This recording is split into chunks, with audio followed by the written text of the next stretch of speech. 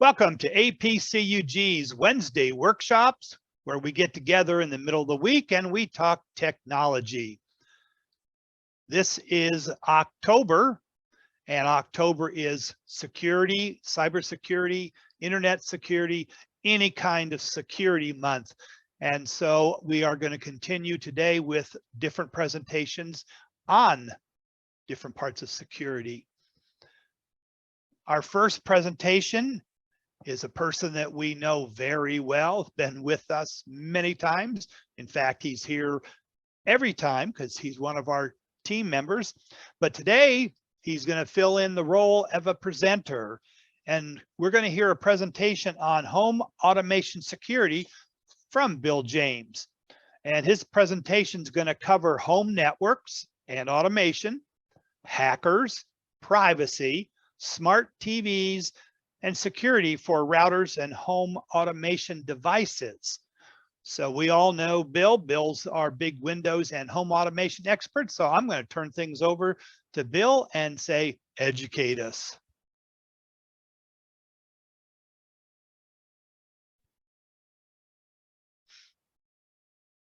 Good morning, John. Good morning, everyone, and thank you.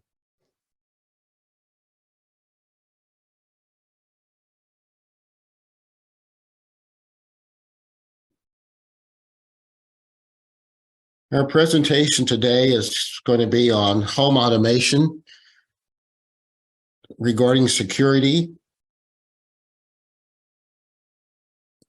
I always enjoy this cartoon, the Internet of Rents and Things. And I think I am guilty of owning at least one of these devices. And so there's always a big concern as to how secure am I, because I have these various devices, such as a thermostat that's over there saying, I'm turning off the heat until you warm up my bank account. And there's another one, I'll start your car, but only to take you to your bank to make a transfer.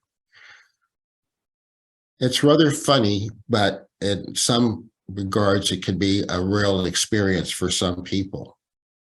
So we're going to discuss some things, how you can make yourself secure in using your favorite devices.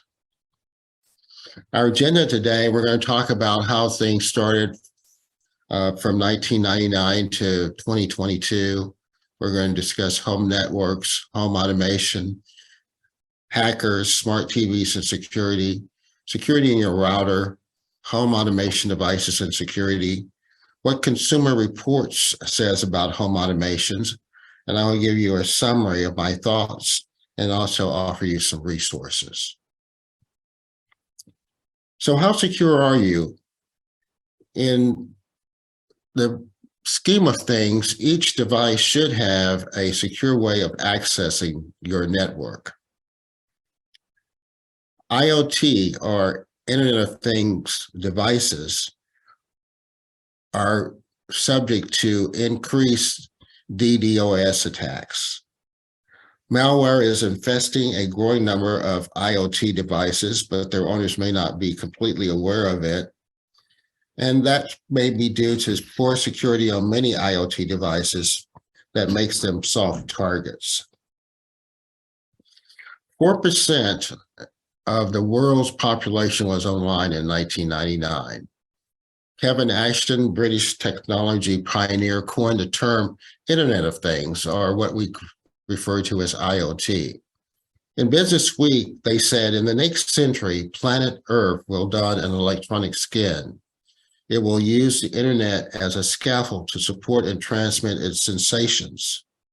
The skin is already being stitched together. It consists of millions of embedded electronic measuring devices, such as thermostats, pressure gauges, pollution detectors, cameras, microphones, glucose sensors, EKGs, electrophonographs, and so on. In 2022, 5.3 billion people, or 66% of the world's population, connected. Estimated 29 billion people connected things are in use worldwide. So today, the worldwide smart home market is projected to be 31.4 billion. Most revenue is generated in the United States at a 31.4 million. U.S. average revenue per installed smart home currently is expected to amount to 546.5 million. And U.S. households with connected devices are expected to be 48.8% in 2022 and will be up to 62.7% by 2026. In 2025, the smart home market is expected to reach the $1.5 billion. And that, again, by 2030 is expected to jump to 125 billion worldwide. Artificial intelligence is also playing an increasing role in both cyber attacks and defense. AI is the new arms race, but unlike earlier arms races, anyone can get involved. There's no need for the sort of resources that were previously only available to government. Political and economic divisions between East and West lead to an increased security threat. We have social engineering, human error by including too much personal information in our accounts. We make configuration mistakes when we set up our home automation. Also, we somewhat practice poor cyber hygiene. Weak usernames and password. We don't use two-factor authentication. And the other deal is our mobile device vulnerabilities. So you have to ask your question, is your phone secure? And then, of course, there's the hacking of Internet of Things.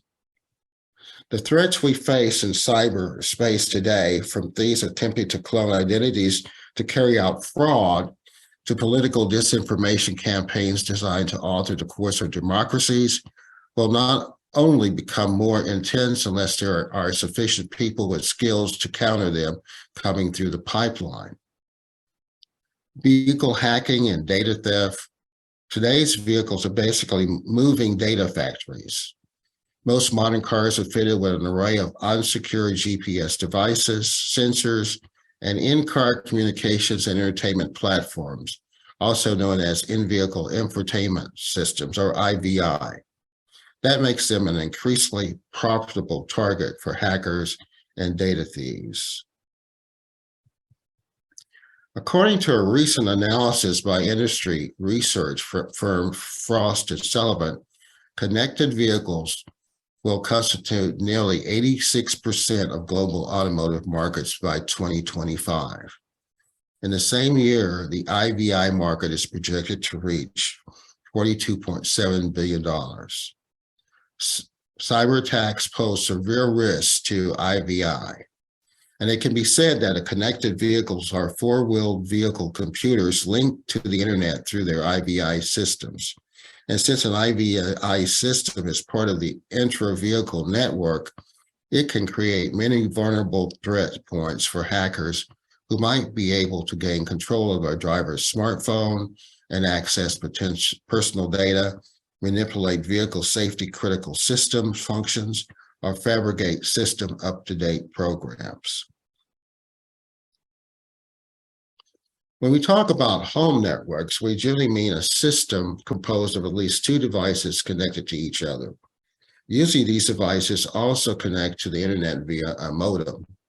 Technically, if you have only one device connected to the internet, it's part of a larger network. One of the greatest things about the internet is that nobody really owns it. It's a global collection of networks, both big and small. These networks connect in many ways to form the single entity that we know as the internet. In fact, the very name comes from this idea of interconnected networks. Most home network designs have as their foundation a centerpiece device we call a router. An example is a D-Link wireless AC 1200 MU MIMO Wi-Fi gigabyte router that's pictured here.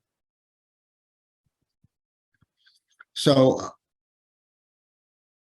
do we actually think our devices can be compromised? Well, think of your security system that you have installed, your smart doorbell, your video camera. Maybe you have a washer and dryer, a smart TV, and we all may have one or two smart light bulbs. So what can a hacker do with these IoT devices? Well, they can allow them to easily break into your house through your smart locks and Wi-Fi cameras, allow them to see if anyone is home by looking at your video feed. They also can go through your smart outlets and thermostat, gain temporary access to your Wi-Fi network where smart outlets are connected. And they can get remote access to your plug and your network.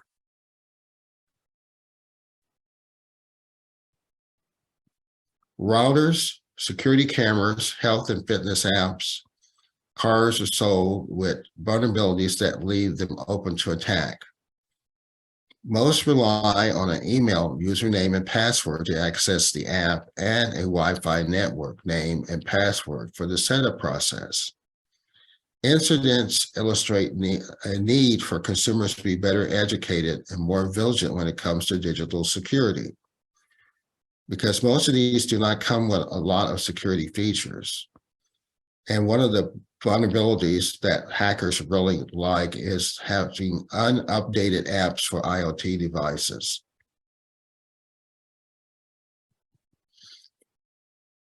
Another hacker dream is that cyber criminals not always trying to steal your personal and banking information. Sometimes they just want to create havoc, and they can cause IoT gadgets to disrupt services or shut down websites. DDoS, or distributed denial of service, attacks occur when servers are overwhelmed with more traffic than they can handle. In 2014, the first cyber attack used 100,000 home routers, multimedia devices, television, and at least one refrigerator. Of those, 25% of the devices hacked were home appliances, and 750,000 malicious emails were sent. Instead of a couple computers being taken over without our knowledge, a botnet can be a number of internet-connected devices. Hackers can control our IoT gadgets to perform large-scale hacks or scams. Your smart washer or dryer, smart TV, thermostat, and webcams can be infected with malware to create a botnet.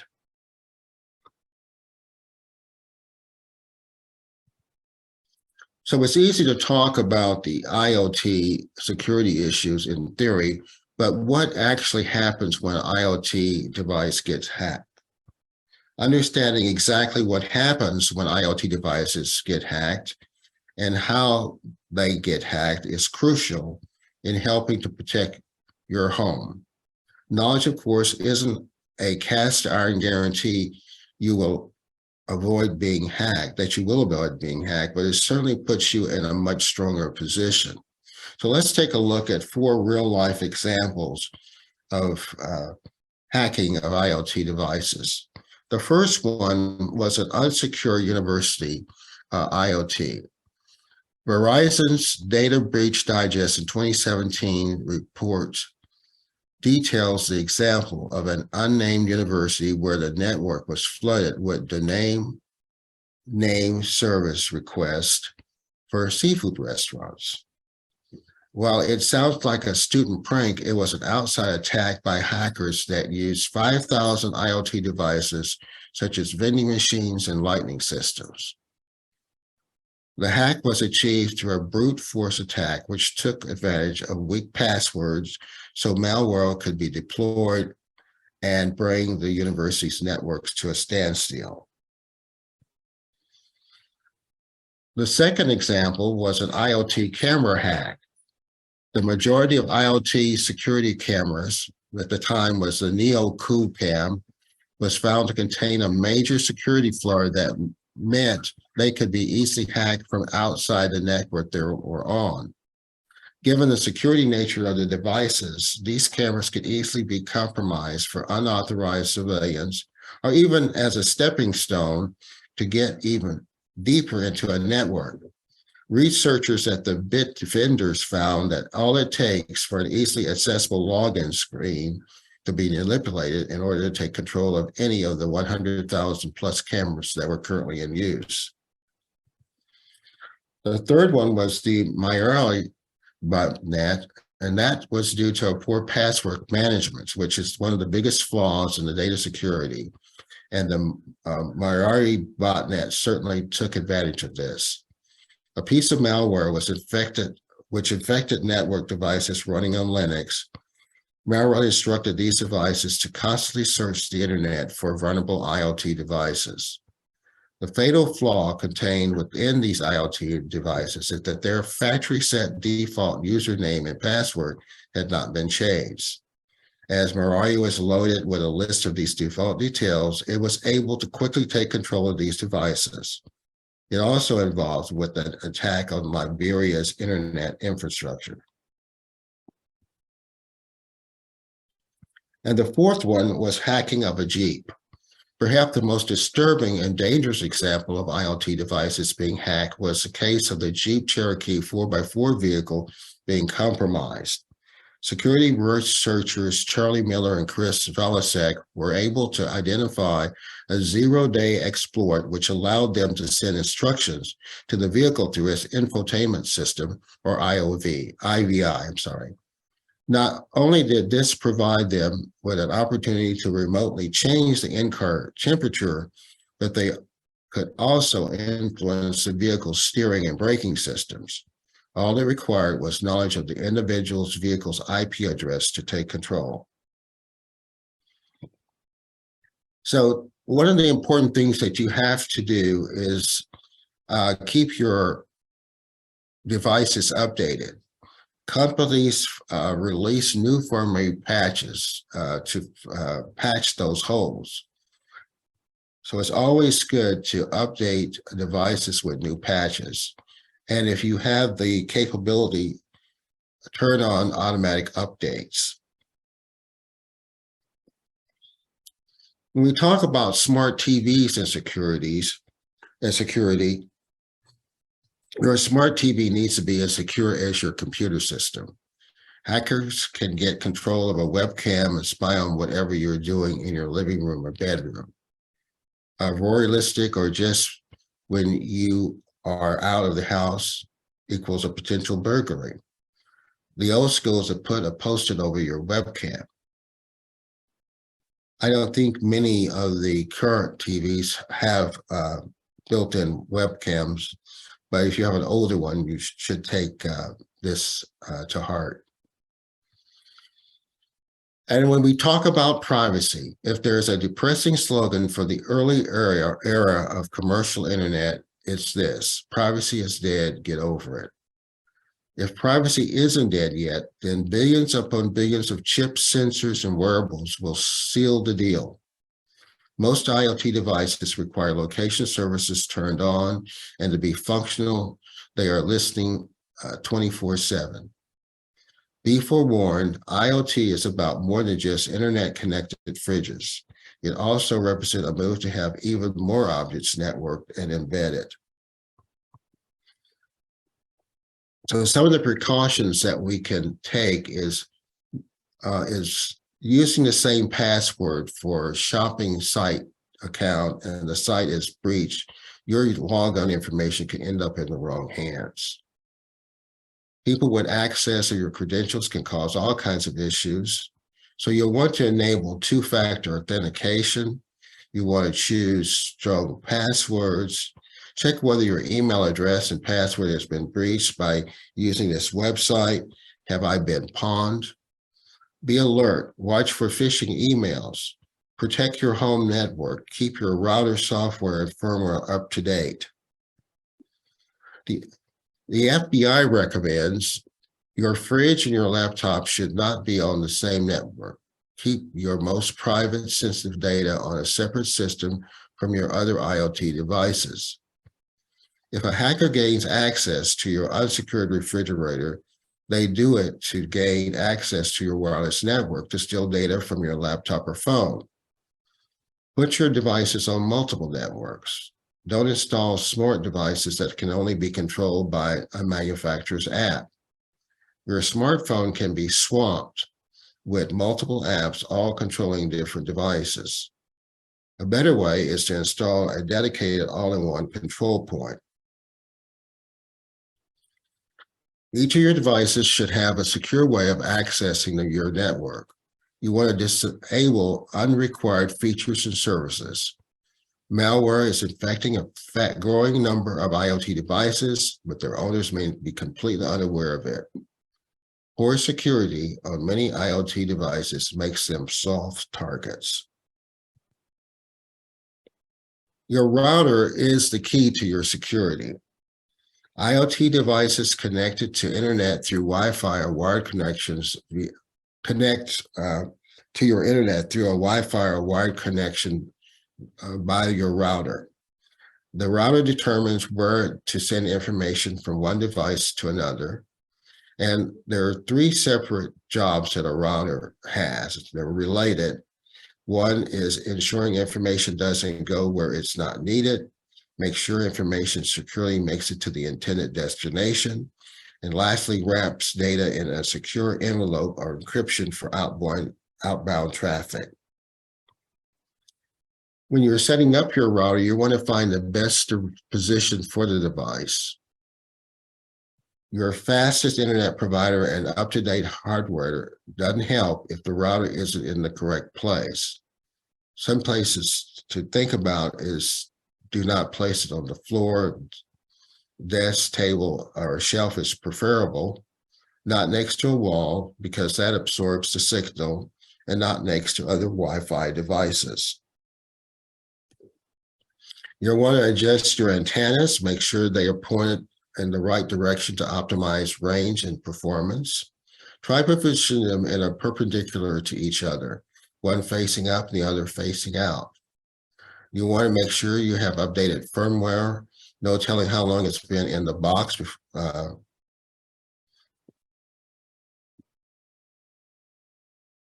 No firmware updates. You'll need to buy a new router. And you can check that by going to the manufacturer's website. If you don't see that they have any updated firmware, then it might be time to buy a new router. And the new home internet standard is Wi-Fi 6 or 6E. One of the things you want to do is reboot your router at least once a week. If you have a router and a modem, you want to unplug the router first, and then unplug the modem. If you don't have a router that has power buttons, you'll pull the power cord, the back of the modem or router, and then leave the devices unplugged for about 60 seconds, and then plug the modem back in, followed by the router.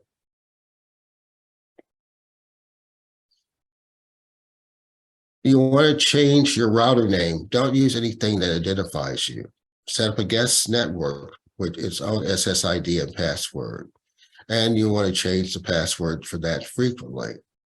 No access to shared files or network devices. Activate encryption, WPA2 or 3, personal, mixed. And you want to activate your router firewall for double protection. And you want to have a good security program. When it comes to giving out your password to a technician, in person or in phone, or by the phone, you'll want to change it after any repairs.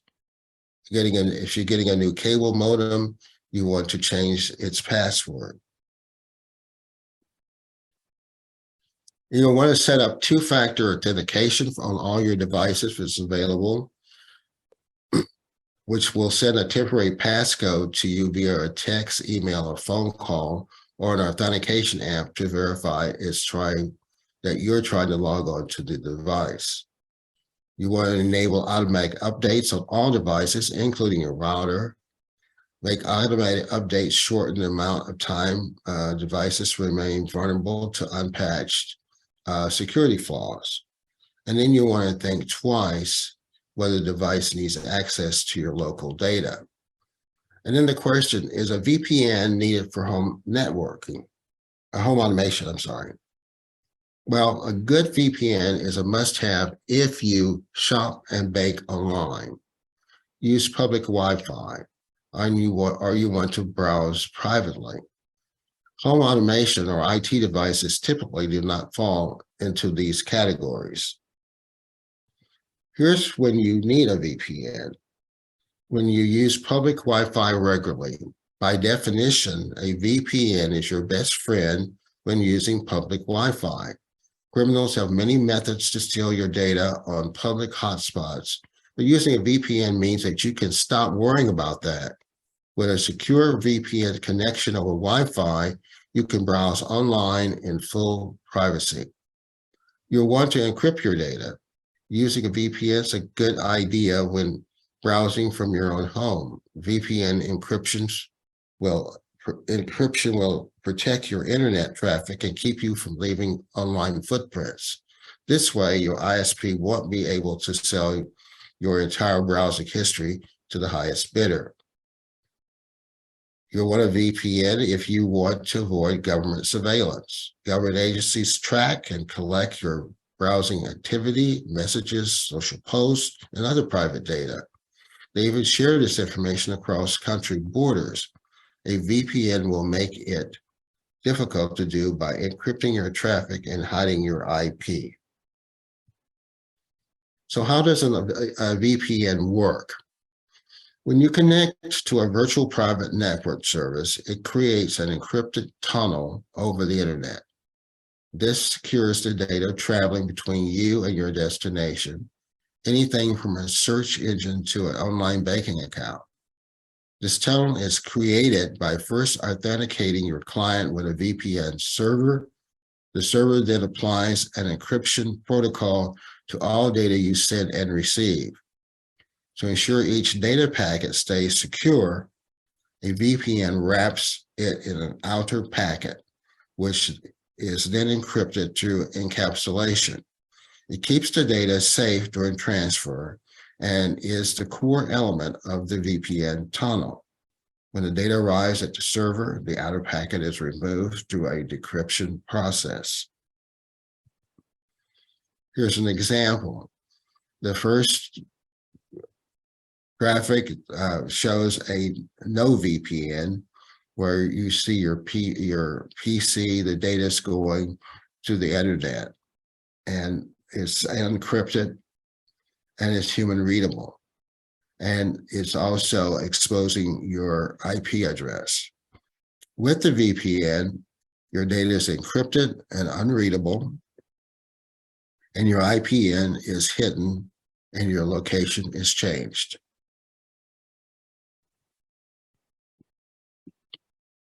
So again, without a VPN, your private information is exposed, such as this example. It shows the IP address. It shows who the internet provider is, what city it's located, and what state and country, and what browser and operating system you're using, as well as your screen resolution and your location.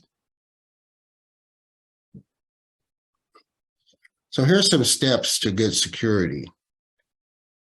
Number one, you want to research capabilities and security features of an IoT device before purchase. Two, you want to keep your router up to date or replace with a newer model. Three, use strong passwords for your Wi-Fi network, not 1, 2, 3, 4, 5, 6, or a password. Use a strong encryption when setting up Wi-Fi network access, WPA. You want to disable any unrequired features and services built into the devices. 6, you want to disable or protect remote access to IoT devices when not needed. 7, you want to use wired connection if there's possible. 8, maintain up-to-date antivirus software. And 9, regularly check manufacturers' websites for firmware updates and for your device. When we talk about the subject of passwords, it's rather interesting. Bill Burr wrote the Password Bible in 2003. He worked for the U.S. government. He now admits that he was wrong and has now given guidelines about using numbers, symbols, capital letters. Have, in his opinion, guidelines that he talked about make computers easier to hack. So he actually, in his opinion, pushed users towards lazy and easy predictive practices. Experts now believe long passwords that contain a minimum of 4 words are much harder to break than shorter ones with a mix of letters, characters, and numbers. For example, correct horse battery staple, it takes 550 years to crack, versus a password consists of characters and letters such as TR0, UB, etc., which only took 3 days to crack. Even though you could tell that it's an attempt to write words, trouble for, I can't really, in that example, but it takes a less time to crack that than it does to crack a phrase based password. And this has been also agreed with Edward Snowden of the WikiLeaks. He recommends using passphrases as to be more secure. Consumer Reports and has a couple doing some things with home automation as well. Consumer Report is partnering with the cyber experts, and they're creating a new open source industry standard to make connected devices safer.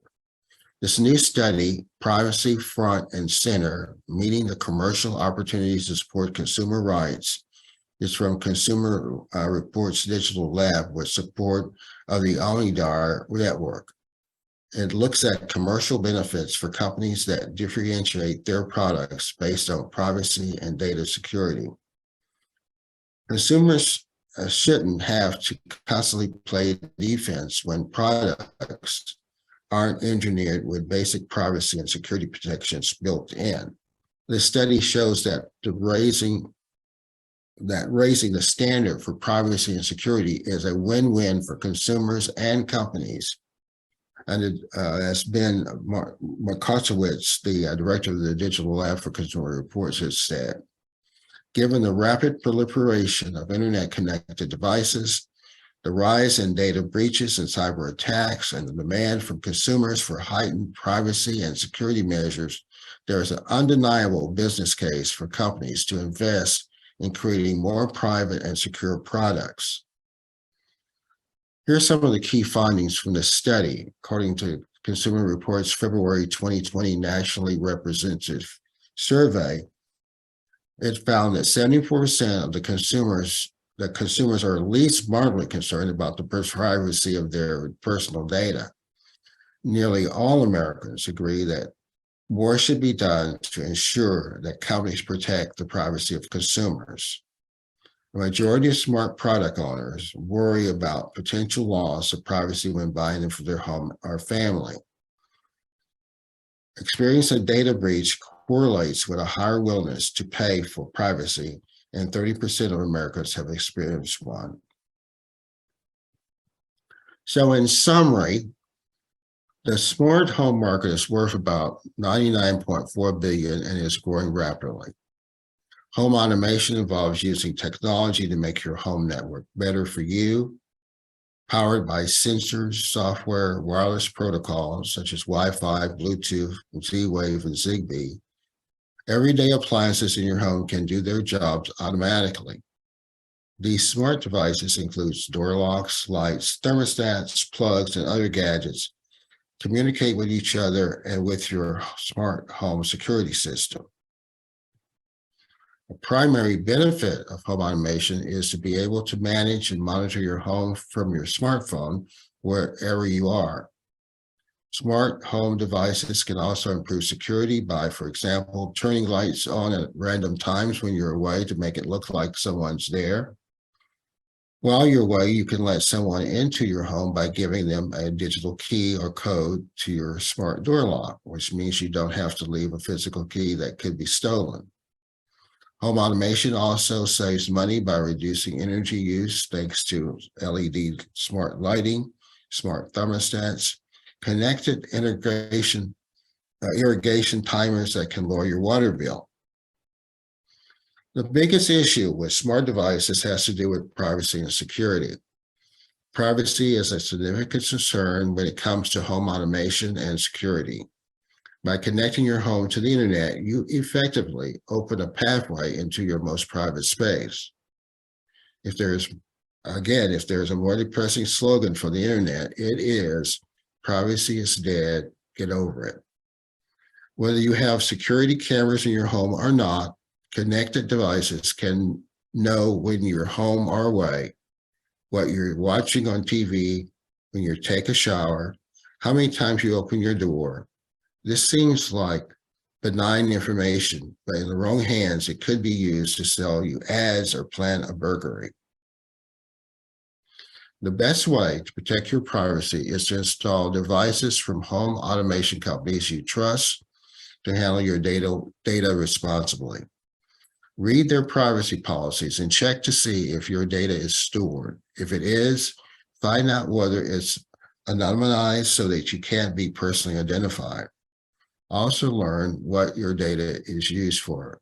Does the company just collect data to improve its services, or does it also sell it to third parties? Here are some resources that you can look up. Set up and optimize your wireless routers, PC Magazine, Consumer Reports, Cyber Threats 2022, Annoying Password Rules, How to Protect Your Home from Hackers, PC Magazine, FBI Tech Tuesday, and the U.S. News and Reports.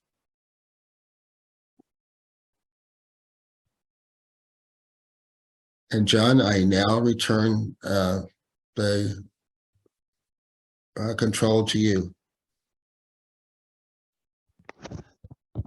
You sound like something from the Outer Limits, if you're old enough to know that. Okay, Judy, you have anything to throw at him right now until we do our end of the I do not have any questions. That was another great teaching presentation where you learned almost everything you needed to know. I have a couple of statements. Xfinity offers, let me see what he said. Hold on. Xfinity, and I don't know who that is, offers your gateway password under settings. Just turn on your TV.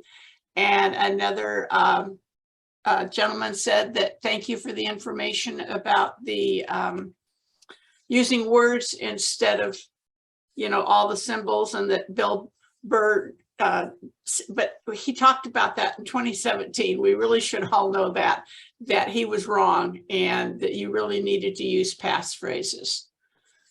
And how many of us do that? I imagine not too many. Anyway, back to you, Yeah. John.